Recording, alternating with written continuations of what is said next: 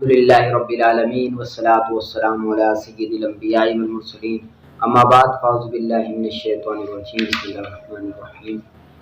تو میں نے آپ کو بتایا تھا کہ آپ نے حزب البحر شریف لے لینا ہے۔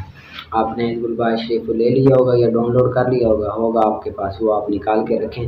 آج میں آپ کو بتاؤں گا کہ حزب البحر شریف کی برکتیں کتنی ہیں اور فضائل کتنے ہیں۔ یہ امام ابو الحسن شاذلی علیہ رحمہ ان کو رسول صلی اللہ علیہ وسلم نے لفظاً ایک ایک لفظ کر کے آپ کو یہ حزب عطا کیا ہے، اور یہ عطا اس طرح ہوا ہے آپ کو کہ آپ ایک مرتبہ حج کا موسم تھا تو تمام حاجی حج کی طرف چلے گئے تھے اور کوئی جہاز بھی نہیں تھا جانے کے لیے، لیکن پھر آپ کو خواب میں اشارہ ہوا کہ آپ حج میں آئیں، حج کرنے کے لیے آئیں۔ تو آپ نے اپنے مریدین کو فرمایا کہ میرے حج کے لیے اشارہ آیا ہے کہ حج کے لیے مجھے جانا ہوگا، تو آپ کوئی بندوبست کریں حج کے لیے جانے کا۔ تو بندوبست کیا گیا لیکن کوئی جہاز نہیں تھا، ایک عیسائی کا جہاز تھا، تو وہ مان گیا ٹھیک ہے چلتے ہیں۔ تو آپ جہاز پہ روانہ ہوئے تو آندھی اتنی تھی، طوفان اتنا تھا کہ وہ تھمنے کا نام نہیں لے رہا تھا کہ تھم جائے تاکہ جہاز پہ بندہ جا سکے۔ ہوا بڑی تھی، طوفان بڑا تھا، تو انہوں نے باندھ دیا جہاز کو۔ جو دوسرے لوگ تھے تو انہوں نے بڑی باتیں کی، بہت کچھ کہا کہ ایسے بات کرتا ہے کہ اشارہ ہوا ہے، بشارت ملی ہے حج میں جانے کے لیے وغیرہ وغیرہ، انہوں نے باتیں کی۔ لیکن آپ کو بڑا غم پہنچا، بڑا دکھ ہوا۔ آپ رات کو سوئے تو رسول صلی اللہ علیہ وسلم آپ کے خواب میں جلوہ گر ہوئے، تو آپ نے انہیں یہ حزب ادا کیا، اور پھر جب صبح ہوئی تو آپ نے فرمایا کہ آپ آ جاؤ۔ جب صبح ہوئی تو آپ نے اس جہاز کے ملا کو بولا کہ آپ جہاز کی جو بندھا ہوا تھا اس کو کھول دو اور چلا دو۔ انہوں نے کہا کہ جہاز چل ہی نہیں سکتا، کس طرح کھول دیا جائے؟ انہوں نے کہا کہ آپ بس کھول دو۔ طوفان زیادہ بڑھ گیا تو کھولا نہ جا سکا، بلکہ کیا کاٹ دیا تو جہاز کی سمت بالکل مدینے کی طرف ہی چلی، تو آپ وہاں پہ مدینے میں پہنچ گئے اور حج کیا۔ تو یہ حزب البحر شریف کی برکتیں ہیں، حزب البحر شریف کی وجہ سے یہ ہوتا ہے۔ اور بھی اس کی بڑی برکتیں ہیں، اگر صبح طلوع میں فجر کے وقت پڑھا جائے جس گھر میں، اس گھر میں پریشانیاں نہیں ہوتی، کوئی بھی چیز نہیں ہوتی۔ الغرض یہ ہے کہ یہ حزب جس چیز کے لیے پڑھا جائے، جس چیز کے لیے پڑھا جائے، جس چیز کی نیت کر کے پڑھا جائے، یہ اس کے لیے کام آتا ہے، اور رب تعالیٰ اس کی برکت سے اسے شفا بھی دیتا ہے۔ صحیح ہے، تو یہ حزب البحر شریف کا میں ترجمہ کراتا ہوں، اور ساتھ ساتھ آپ نے یاد بھی کرنا ہے، یاد کر لینا ہے زبانی۔ پھر میں اس کو بتاؤں گا کہ اس کی زکوٰۃ کس طرح نکالی جاتی ہے اور کس طرح پھر اس کو کیا جاتا ہے۔ صحیح ہے، یہ یا اللہ یا علی یا عظیم یا حلیم یا علیم، یا اللہ اے اللہ، یا عظیم یا حلیم یا علیم، اے عظیم اے حلیم والے، اے بہت علم والے، اے میرے رب، انت ربی و علمک حسبی، اے میرے رب و علمک حسبی، اور تیرا علم میرے لیے کافی ہے۔ فنعم الرب ربی، اور میرا رب بہترین پروردگار ہے۔ ونعم الحسب حسبی، اور مجھے کفایت کرنے والا بہترین ہے۔ تنصر من تشاء وانت العزیز الرحیم، اور جس کی چاہے مدد فرماتا ہے۔ وانت العزیز الرحیم، اور تو زبردست رحیم ہے۔ نسألک العصمۃ فی الحرکات والسکنات والکلمات والارادات والخطرات من الشکوک والظنون والاوہام الساطرۃ للقلوب عن مطالعۃ الغیوب۔ نسألک العصمۃ، ہم تجھ سے اپنی فی الحرکات حرکات سکنات کلمات ارادوں کا، والخطرات دلوں کے گمانوں کا، من الشکوک جو گمان ایسے شکوک، والظنون شبہات، والاوہام اور اوہام سے حفاظت کا سوال کرتے ہیں۔ للقلوب عن مطالعۃ الغیوب، جو دلوں کے لیے تیری غیبی باتوں کو جاننے میں پردہ بن جاتے ہیں۔ فقد ابتلی المؤمنون وزلزلوا زلزالا شدیدا، اور تو یقیناً مومنوں کو آزمائش میں مبتلا کیے ہوئے ہے۔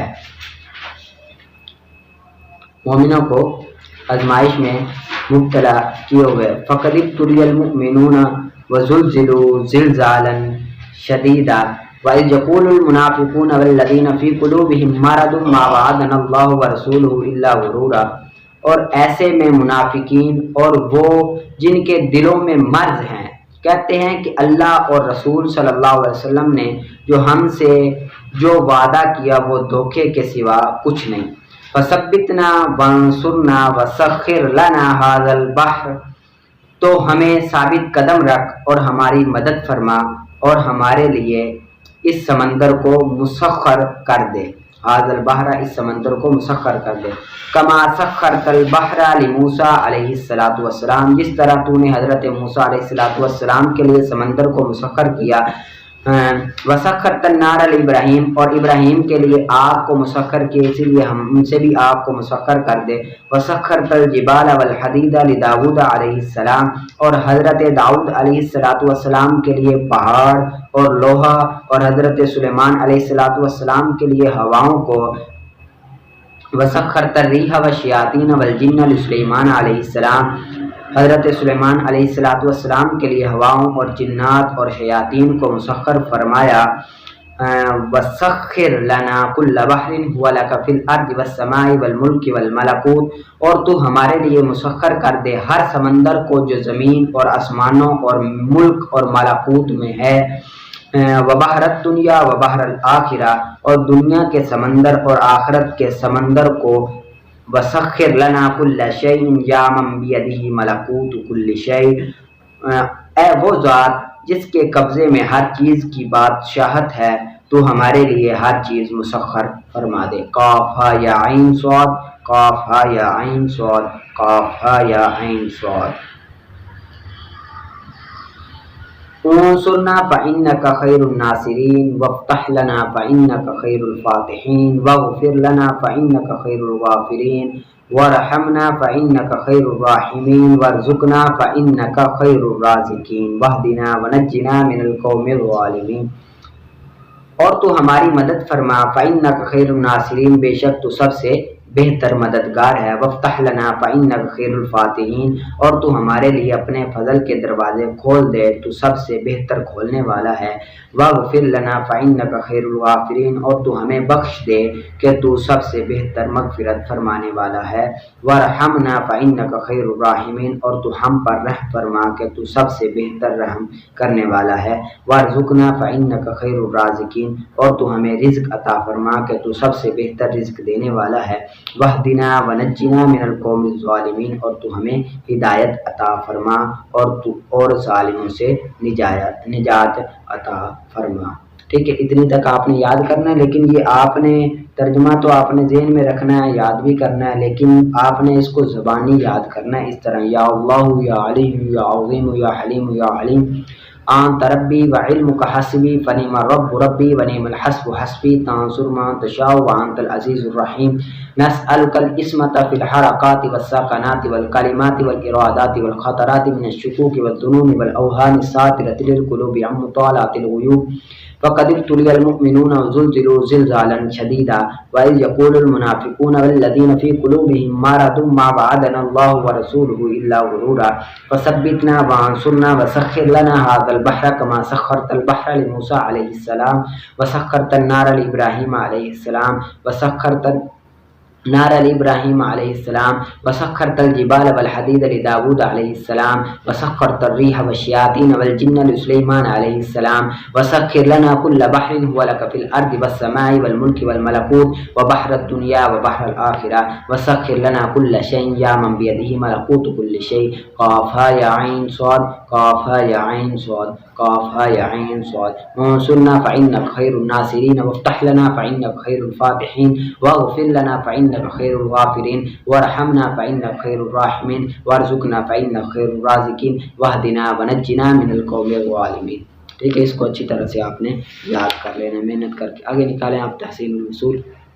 یہ جو تحسین الوصول ہے نا، یہ شرح نخبۃ الفکر ہے، اس کی تخریج کر کے یہ مفتی اسلم صاحب نے لکھی، اور بہت ہی اچھی کتاب ہے، یہ آپ نے محنت کر کے اچھے انداز میں پڑھنی ہے۔ لیکن آپ نے نا صرف تعریفیں اس کی یاد کرنے، مثالیں اور وضاحت وہ یاد نہیں کرنی، صرف سمجھنے کے لیے اس کو پڑھنی ہے، ٹھیک ہے، اس کو سمجھنا ہے اچھی طرح سے، یاد نہیں کرنی، رٹا نہیں مارنا، صرف تعریف آپ کو آنی چاہیے اچھے انداز میں، اور مثالیں سے آپ سمجھنی ہے۔ صحیح، آگے نکالیں حدیث پاک کی ابتدائی تقسیم۔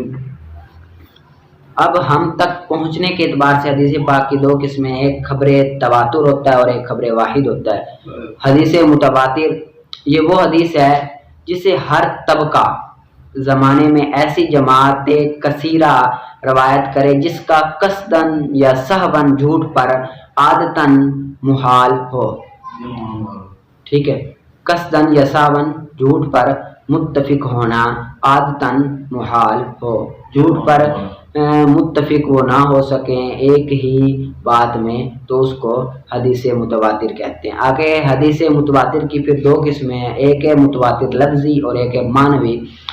متواتر لفظی کہتے ہیں کہ تمام صحابہ نے بعین ہی وہی لفظ بیان کیے ہوئے ہیں، صحیح ہے، تمام اصحاب نے وہی لفظ بیان کیے، جس طرح کہ یہ من کذب علی متعمدا فلیتبوأ مقعدہ من النار، یہ تمام اصحاب نے، تقریباً 70 اصحابہ رسول صلی اللہ علیہ وسلم نے اسی الفاظ کے ساتھ اس حدیث کو روایت کیا، یہ حدیث متواتر لفظی ہے۔ اور ایک ہے معنوی کہ ان کا مفہوم معنی ایک ہو لیکن الفاظ مختلف ہو، جس طرح کہ یہ نیچے لکھی ہوئی ہیں، اور مثال سے آپ نے اس کو سمجھ بھی لینا ہے۔ آگے حدیث متواتر کا جو حکم ہے یہ علم ضروری یقینی کا فائدہ دیتی ہے حدیث متواتر، کہ لہذا جب کسی حدیث کا تواتر ثابت ہو جائے تو اب اس حدیث کی سند کے بارے میں بحث نہیں کی جاتی، کہ سند جو اصحاب رسول ہیں ان کے بارے میں بحث نہیں کی جاتی جب کسی حدیث کا تواتر ہونا ثابت ہو جائے،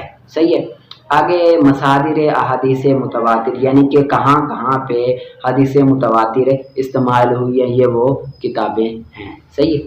آگے خبر واحد وہ حدیث پاک جس میں متواتر کی شرائط جمع نہ ہو، یعنی کہ حدیث متواتر تو اس کو کہتے ہیں کہ تمام صحابہ کا اس حدیث میں، وہ تمام صحابہ اس حدیث میں متفق نہ ہو سکیں، جھوٹ پر عمدن یا سہواً متفق نہ ہو سکے، اس کو کہتے ہیں متواتر، اور جس میں یہ شرط نہ پائی جائے وہ خبر واحد ہے، یعنی کہ ایک شرط بھی مفقود ہو، ایک شرط بھی نہ پائی جائے تو وہ خبر واحد کہلاتی ہے۔ آگے نوٹ ہے، چنانچہ حدیث متواتر کی سند میں تحقیق نہیں کی جاتی، یعنی کہ سند کے بارے میں بحث نہیں کی جاتی، لہذا محدثین اس کے بارے میں بحث نہیں کرتے، اور بلکہ خبر واحد میں بحث کرتے ہیں، خبر واحد کی سند کے بارے میں بحث کرتے ہیں کہ یہ خبر واحد کی سند کے اندر بحث ہوتی ہے، تواتر میں نہیں ہوتی۔ خبر واحد جو ہوتی ہے یہ علم نظری کا فائدہ دیتی ہے، یعنی کہ اس سے استدلال بندہ کر سکتا ہے،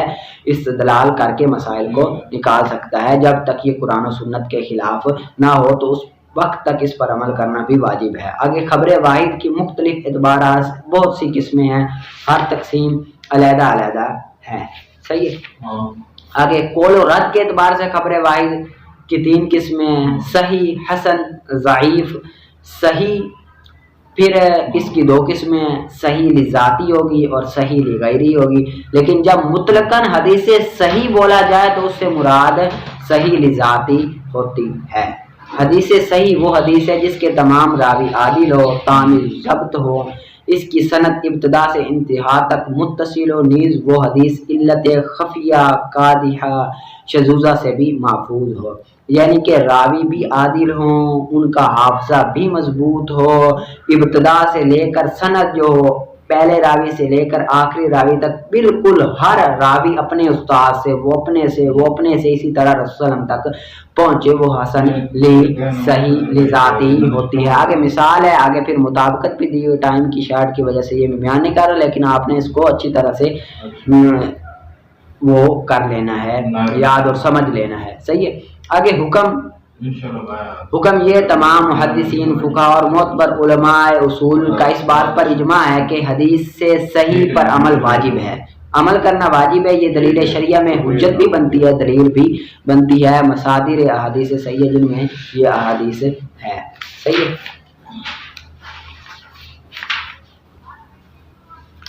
آگے حدیث صحیح لغیرہ، چل بس اتنا ہی کریں، آگے نکالیں تھوڑا قائد. ولا يصل العبد ما دام عقلا بالغا الى حيث يسقط عنه الامر والنهي، کہ بندہ نہیں پہنچتا جب تک وہ عاقل ہے بالغ ہے اس حیثیت میں کہ اس سے امر اور نہیں ساکت ہو جائے.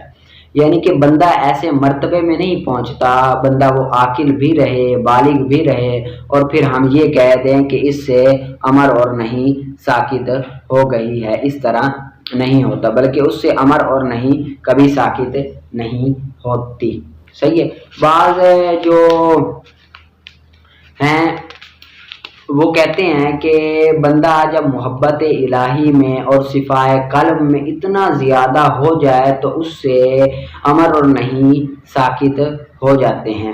صحیح ہے. اور یہ بات بالکل گمراہی اور کفر ہے. کیونکہ رسول صلی اللہ علیہ وآلہ وسلم تمام ہی درجے میں سب سے زیادہ محبت اور قلب میں سب سے زیادہ بلند مرتبے پر تھے اور ان پر تکلیفیں بھی تمام سے زیادہ ہوئی، تو اس طرح ان سے امر اور نہیں ساکت نہیں ہوا تو کسی اور سے بھی کسی صورت بھی ساکت نہیں ہو سکتا. والنصوص من کتاب اللہ والسنت، اور نصوص کتاب و سنت سے محمول کریں گے اس کے ظواہر پر، یعنی کہ کتاب و سنت میں جو نص ہیں اس کو ہم اس کے ظاہر پر محمول کریں گے. ٹھیک ہے. آگے پھر ایک شرح میں اعتراض ہے کہ آپ کہتے ہو کہ جو نصوص ہیں اس کو ہم ظاہر پر محمول کریں گے، حالانکہ قرآن پاک میں ایسے الفاظ ہیں جس طرح کہ الرحمن علی العرش استوى ید اللہ فوق ایدیہم، تو یہ الفاظ تو متشابہات میں سے ہیں، تو یہ کس طرح ظاہر پر اس کو معمول کر سکتے ہیں؟ تو اس کا جواب دیتے ہیں کہ یہ معنی کہ متشابہات میں سے ہیں، لیکن ہمارے یہاں پر نصوص سے مراد جو ہے نا وہ یہ نہیں ہے کہ مفسر کے مقابلے میں، ظاہر کے مقابلے میں، محکم کے مقابلے میں جو ہے وہ ہے، بلکہ یہاں پر ہماری مطلقاً قرآن پاک ہے، نظم قرآن ہے، نظم اقسام ہے. لہذا اس بات سے آپ کا اعتراض یہ نہیں بنتا کہ یہ نصوص جو ہیں وہ ظاہر پر محمول نہیں ہوں گے. والعدول عنها ای عن الظواہر الى معانی ید، کہ عدول کرنا ظواہر سے ایسے معنی کی طرف کہ جو دعویٰ کرے اہل باطن کا، یعنی کہ ظاہر سے عدول کر کے اس کا کوئی اور معنی نکالنا یہ بھی صحیح نہیں، اور یہ ملحدین کا کام ہے کہ ظاہر سے عدول کرتے ہیں اور کیا کرتے ہیں، ظاہر سے عدول کر کے باطن کی طرف جانتے ہیں. صحیح ہے. آگے ورد النصوص و استحلال المعصیت صغیرۃ کانت او کبیرۃ کفرا، اور نصوص کو لٹانا، نصوص کا رد کرنا، نصوص کا انکار کرنا، کتاب و سنت میں جو نص بیان ہو گئی ہے اس کا انکار کرنا، اس کو رد کرنا، یہ بات بھی کفر ہے. جس طرح کے اجسام کا حشر ہونا یہ کتاب اللہ میں ہے، تو اور مثلا حضرت عائشہ صدیقہ رضی اللہ تعالیٰ عنہ پر زنا کی تہمت لگانا یہ بھی نصوص پاک میں سے قرآن سنت سے ثابت ہے. اس میں اگر رد کرے، انکار کرے تو یہ بندہ کافر ہو جائے گا. والاستہانۃ بہا کفر، اور اہانت کرنا شریعت کی یہ بات بھی کفر ہے. والاستہزاء بالشرعیۃ کفر، اور شریعت کو مذاق اڑانا یہ بھی کیا ہے؟ کفر ہے. شریعت کا مذاق اڑانا چاہے وہ کسی طریقے سے بھی ہو، مذاق اڑانا کیا ہے؟ کسی حلال کو حرام جاننا، حرام کو حلال جاننا، حرام ہو بات اس کو حلال کہہ کر فتویٰ دینا، یا حرام ہو اس کو حلال جان کر فتویٰ دینا، تو اس بارے میں یہ کیا ہے؟ کفر ہے. باقی تمام جتنے بھی باتیں ہیں نا، جس طرح کہ شراب کا پینا حلال سمجھ کر، زنا کرنا حلال سمجھ کر پھر بسم اللہ پڑھنا، یا جان کے بسم اللہ پڑھنا، یا اس طرح کے کام کرنا، یہ تمام کے تمام کیا ہے؟ کفر ہیں. یہ تمام شرح میں اس بات کو وضاحت سے بیان کیا ہے، ترجمہ ہے بالکل آسان سا، وہ آپ نے کر لینا ہے اچھے انداز میں، صحیح ہے۔ آگے نکالیں آپ اصول الشاشر۔ البحث الرابع فی القیاس، یہ چوتھی بحث قیاس کے بارے میں ہے، اس میں 3 فصلیں ہیں۔ فصل اول جو ہے یہ فصل اول ہے، تو فصل اول میں قیاس کی تعریف بیان کریں گے، قیاس کی اقسام بیان کریں گے، قیاس کس صورت میں دلیل شرعی بنتا ہے، حجت بنتا ہے، اور قیاس کی اقسام اس بارے میں بحث کریں گے۔ فصل القیاس حجت من حجج الشرعی یجب العمل به عند انعدام ما فوقه من الدلیل فی الحادثة۔ یہاں سے قیاس کی تعریف بیان کر رہے ہیں کہ قیاس کا لغوی معنی ہے اندازہ لگانا، اندازہ لگانا کو قیاس کہتے ہیں۔ جس طرح بندہ کہہ دیتا ہے قسط النعل بالنعل، کہ یہ جوتا اس جوتے کی طرح ہے، اس جوتا کی طرح ہے، اس جوتا کی طرح کا اب اندازہ لگانا، اس کو کیا کہتے ہیں؟ قیاس کہتے ہیں۔ لیکن اصطلاحی اس کی تعریف یہ ہے کہ اصل سے فرع کی طرف حکم کو متعدی کر دینا علت مشترکہ کی وجہ سے۔ اصطلاحی تعریف اس کی کیا ہے کہ اصل کو فرع کی طرف حکم کو متعدی کر دینا، اصل تھا اس کو فرع کی طرف کسی حکم کو ہم متعدی کر دیں کسی علت مشترکہ کی وجہ سے، تو اس کو ہم کیا کہیں گے؟ قیاس کہیں گے۔ جس طرح کہ اب شراب حرام ہے، شراب کیا ہے؟ حرام ہے۔ قرآن پاک میں صرف شراب کا، خمر کا ذکر ہے کہ شراب حرام ہے، خمر حرام ہے، لیکن ہم نے شراب جو بھی نشے آور چیز ہے اس کو ہم نے حرام قرار دے دیا، اس کو ہم نے کیا قرار دے دیا؟ حرام قرار دے دے۔ جس طرح کہ چرس ہو گئی، افیم ہو گئی، ہیرون ہو گئی، اس کو ہم نے حرام قرار دے دیا۔ اب اس کو ہم نے کیوں حرام قرار دے دیا؟ اس کو ہم نے حرام قرار دے دیا، اصل تو تھی شراب، اب اصل میں ہم نے علت دیکھی کہ علت اصل میں کیا ہے، تو علت ہمیں ملی کہ نشہ، تو لہذا ہم نے یہ حکم لگا دیا کہ جس میں بھی نشہ پایا جاتا ہے وہ چیز کیا ہے؟ حرام ہے۔ تو علت مشترکہ کی وجہ سے اصل سے فرع کی طرف کسی حکم کو متعدی کر دینے کا نام قیاس ہے۔ اصطلاحی تعریف اس کی یہی ہے، صحیح ہے۔ فصل القیاس حجت من حجج الشرع، فصل قیاس کے بارے میں ہے۔ قیاس شریعت، حجت شریعت میں سے ایک دلیل ہے، شریعت کی دلیلوں میں سے ایک دلیل کا نام قیاس ہے۔ یجب العمل، عمل کرنا اس پر واجب ہے، عند انعدام ما فوقہ من الدلیل فی الحادث۔ کب عمل کرنا واجب ہے؟ جب ہمارے پاس دلائل میں سے اس کے اوپر کوئی دلیل نہ ہو، اس چیز کو ثابت کرنے میں کے بارے میں، اس چیز کو ثابت کرنے کے لیے، حادثے کو ثابت کرنے کے لیے ہمارے پاس کوئی دلیل موجود نہیں ہے اس کے اوپر، یعنی کہ قیاس کے اوپر اجماع ہے، اجماع کے اوپر حدیث ہے، حدیث کے اوپر قرآن پاک ہے، تو قیاس کے اوپر ہمارے پاس کوئی دلیل نہیں ہے۔ تو جب دلیل نہیں ہے اس حکم کو ثابت کرنے کے لیے، اب ہمارے پاس کوئی دلیل نہیں ہے، تو ہم کیا کریں گے؟ قیاس کریں گے، اور قیاس پر عمل کرنا بھی کیا ہے؟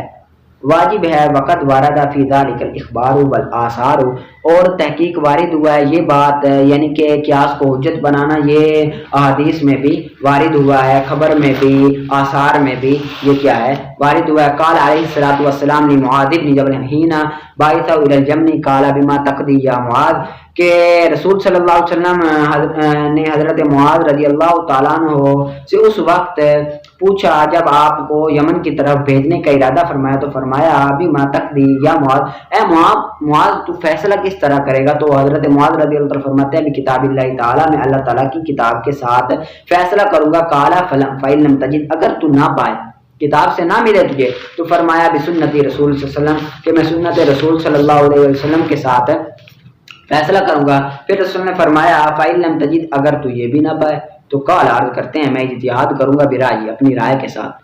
फसव्वबहु रसूलुल्लाह सल्लल्लाहु अलैहि वसल्लम, तो रसूल सल्लल्लाहु अलैहि वसल्लम खुश हुए और फरमाया कि अल्हम्दुलिल्लाह अल्लज़ी वफ़्फ़क़ रसूलिल्लाह सल्लल्लाहु अलैहि वसल्लम अला मा यजिबु व यरदाउ, कि तमाम तारीफ़ें अल्लाह ताला के लिए हैं जिसने तौफीक दी अल्लाह ताला के कासिद को इस बात पर कि वो उससे मोहब्बत करे और उससे राज़ी हो।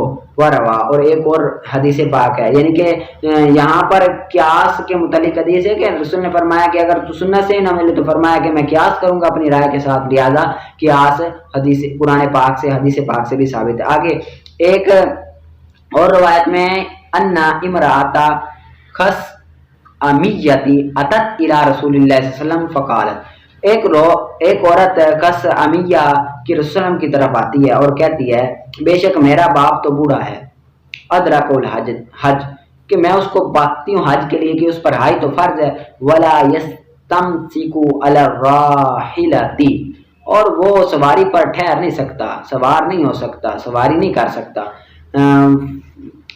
अफ़ा यजज़िउनी अन अहज्जु अनहु, मेरे लिए जायज़ है कि मैं उसकी तरफ से हज कर लूँ। तो फरमाया रसूलुल्लाह ने अराइता लौ काना अला अबी की दीनुन, क्या तू देखती नहीं है कि अगर तेरे बाप पर कर्ज हो फकदैतहु, पस तू कर्ज को अदा कर दे, अम्मा काना यजज़िहु का, क्या वो नहीं अदा होगा? तो कहती है भला क्यों नहीं अदा होगा, अदा हो जाएगा। तो रसूल ने फरमाया फदीनुल्लाहि अहक़्क़ुन वअौला, कि जब बंदे का दीन है, बंदे का कर्ज अदा हो जाता है तो रब ताला का कर्ज जो है वो तो ज़्यादा हक और ज़्यादा ओला है, तो वो तो बदरजे ओला अदा हो जाएगा। ज़्यादा रसूल सल्लम ने कियास किया किससे कि जब बंदे का अदा हो सकता है तो अल्लाह ताला का बदरजे ओला अदा हो सकता है, तो कियास सहाबा से भी साबित है। अलहक़ रसूलुल्लाह सल्लल्लाहु अलैहि वसल्लम अलहज्जा फी हक़्क़ि शैख़िल फ़ानी बिल हुक़ूक़ि मालियती, लाहिक किया हज को शेख फ़ानी के हक में हुकूक मालियत के साथ लाहिक कर दिया। वाशारा इला इल्लतिन मसूरती फिल जवाज़ी वहियल क़दा वहाज़ा हुवल क़ियास, ये इशारा कर दिया इल्लत मुअस्सरा की तरफ इस जवाज़ के बारे में जिसका आपने फैसला किया, और यही तो क़ियास है। सही है। और एक और रवायत इब्न सबा से है और वो असहाब शाफी के सादात में से हैं, सरदारों में से हैं। अपनी किताब शामिला में लिखते हैं कैस इब्न तल्क़ इब्न अली, हज़रत कैस बिन तल्क़ बिन अली रज़ियल्लाहु अन्हु से रवायत फरमाते हैं कि एक मर्द रसूल की बारगाह में आता है, गोया के रसूल सल्लल्लाहु अलैहि वसल्लम की बारगाह में आता है, गोया कि वो कहता है कि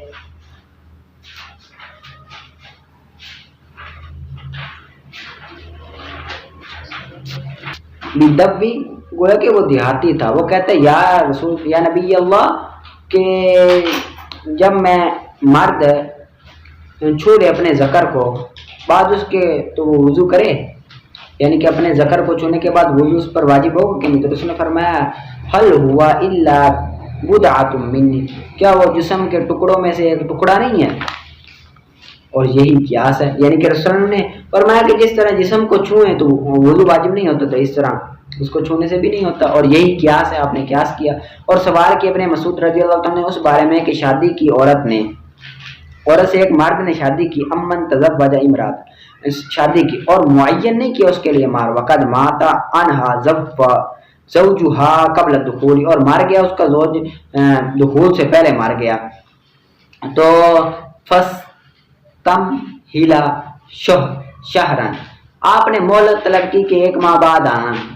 फिर फरमाया अजतहिदु फीही बिराई, मैंने इज्तिहाद किया अपनी राय से, फ़इन काला सवाबन, पस बेशक अगर हो दुरुस्त तो फ़मिन अल्लाह, अल्लाह ताला की जानिब से, और अगर हो ख़तअन फ़मिन इब्न उम्मी अब्द, तो ये उम्मे अब्द की तरफ से, आपकी कुनियत है उम्मे अब्द की तरफ से। फ़काला फरमाया है उरी लहू महरू मिस्लु निसाइहा, कि मैंने देखा है میں رائے دیتا ہوں اس کے لیے اس کی عورتوں کی مہر مثلی کا، اور نہ ہی کمی کرنا اس میں اور نہ ہی زیادتی کرنا۔ اب انہوں نے قیاس کیا کہ جس عورت کے ساتھ دخول بھی نہیں ہوا تو کیا ہے، اس عورتوں کے گھر میں خاندان میں دیکھیں گے اس کے برابر میں، اس کے جتنے میں جتنا مہر دیا گیا ہے اس عورت کو بھی اتنا ہی دیا جائے گا، یعنی کہ دیکھیں گے اس کی چاچے کی بیٹی کو، مامے کی بیٹی کو، اس کی اور خاندان میں دیکھیں گے جتنا ان کو مہر ہے اتنا اس کو بھی ملے گا، اگر متعین نہیں کیا ہے، اور یہ رائے سے کیا ہے اور یہی قیاس ہے، صحیح ہے۔ اس کو آپ نے اچھے انداز میں یاد کر لینا ہے۔ آگے نکالیں آپ ہدایہ شریف کا باب التیمم۔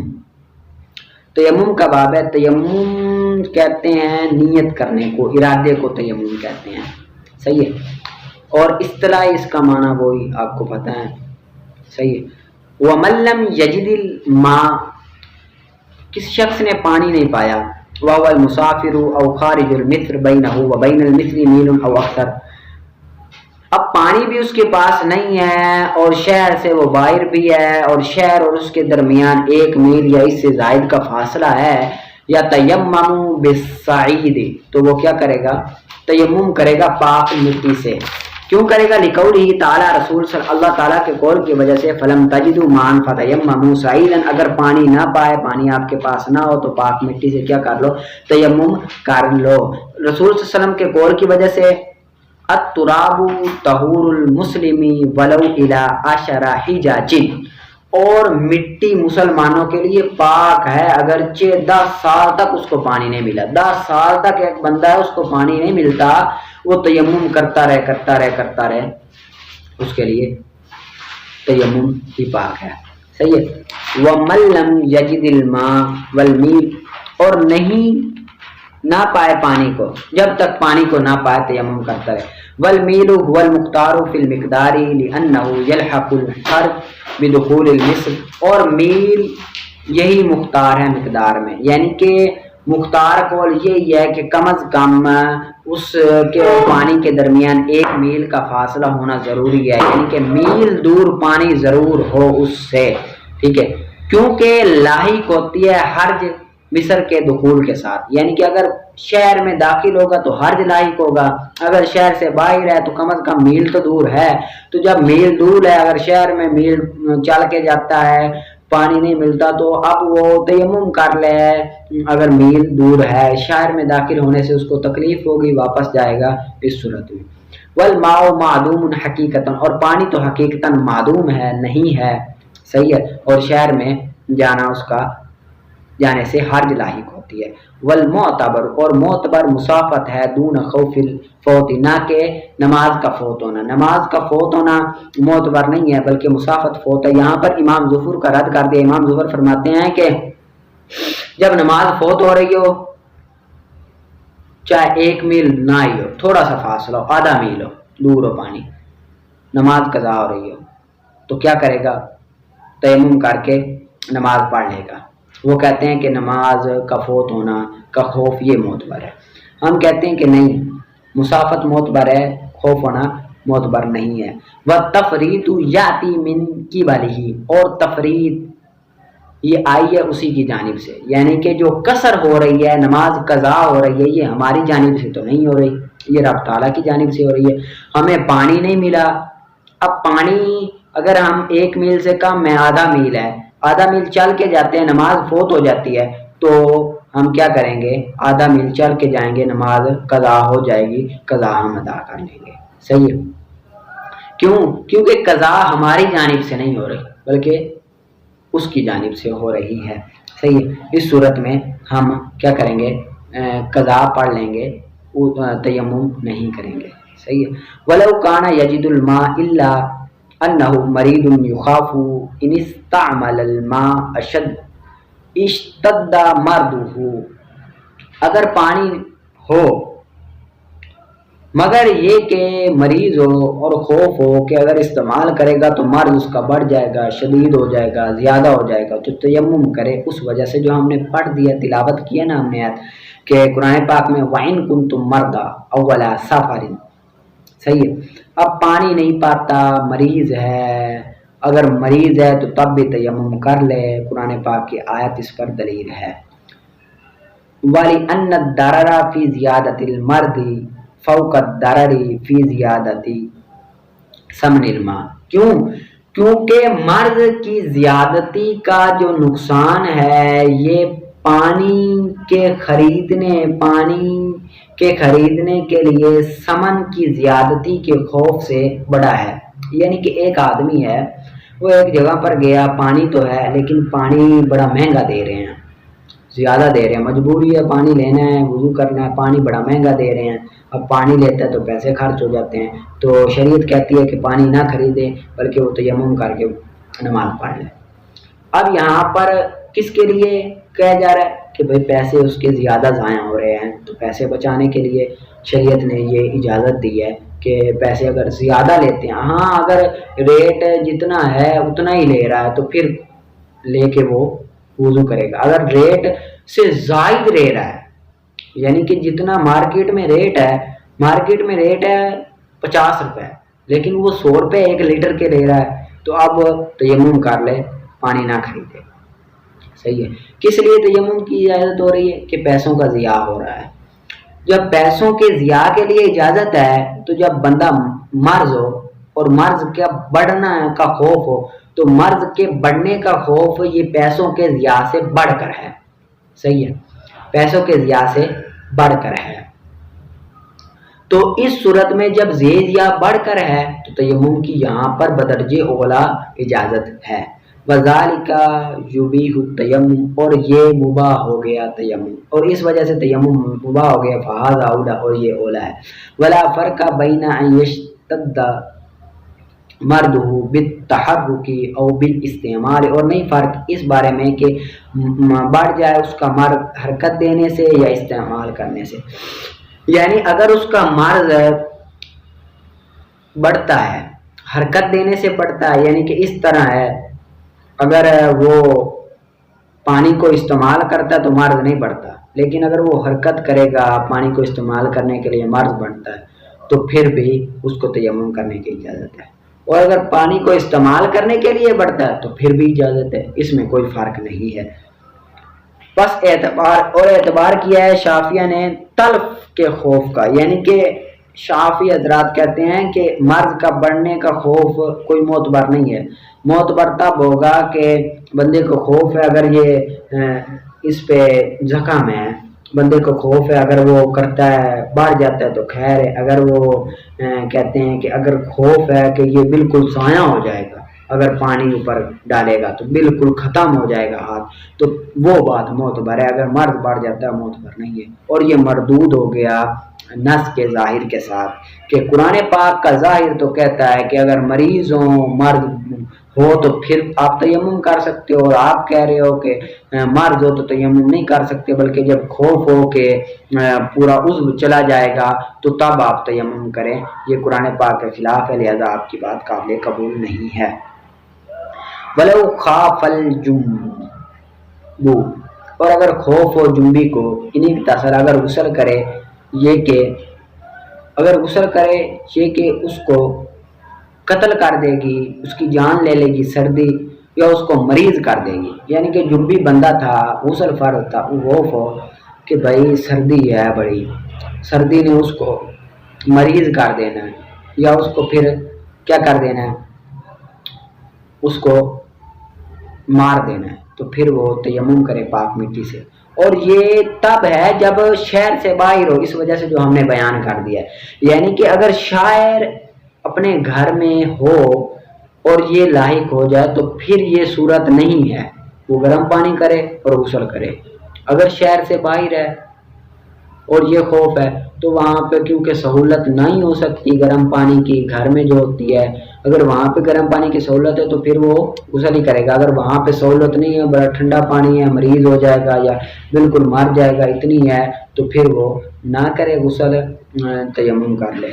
اور اگر ہو شہر میں تو بس اسی طرح امام صاحب کے نزدیک، امام صاحب فرماتے ہیں کہ شہر میں تب بھی اسی طرح ہے، لیکن اختلاف کرتے ہیں صاحبین، وہ دونوں فرماتے ہیں کہ بے شک اس حالت میں جو تحقق ہے یہ بالکل شہر میں نادر ہے، یعنی کہ شہر میں ہو، اپنے گھر میں ہو اور مرض ہو جائے یا سردی لگ جائے، یہ بالکل نادر ہے، یہ نہیں ہوتا، یہ بالکل نادر ہے، اور یہ بات معتبر بھی نہیں ہے، صحیح ہے، یہ بات معتبر نہیں ہے، لہذا جب گھر میں ہوگا تو وہ یہی کرے گا۔ اور امام صاحب وہ فرماتے ہیں کہ بے شک عجز وہ حقیقت ہے، عجز تو عجز ہے، عاجز ہونا تو عاجز ہونا ہے، یعنی کہ بندے کو مرد لگنا تو مرد لگنا حقیقت ہے، پر ضروری ہے اس کا اعتبار، اس کا اعتبار کرنا ضروری ہے، کوئی اعتبار نہیں کیا جائے گا چاہے گھر میں ہو یا باہر ہو، لیکن اس بات پہ ہے کہ اگر گھر میں ہے، اگر سہولت ہے گرم کی، سردی وغیرہ ہے چاہے، لیکن نہا کے وہ بسترے وغیرہ میں چلا جائے گا تو اس صورت میں اس کو اجازت نہیں ہے تیمم کرنے کی، بلکہ غسل ہی کرے گا، اس پر غسل ہی کرنا ضروری ہے اور واجب ہے، تیمم سے گزارا نہیں ہوگا، صحیح ہے۔ اس کو آپ نے اچھے انداز میں یاد کرنا ہے، محنت کر کے پڑھنا ہے، اور کچھ دن تک ہم تفسیر جلالین شروع کریں گے، وہ بھی آپ نے لے لینی ہے، اور سراجی بھی ہم نے پڑھنی ہے، اچھے انداز میں اس کو محنت کر کے پڑھیں، ٹھیک ہے، پڑھا سنا۔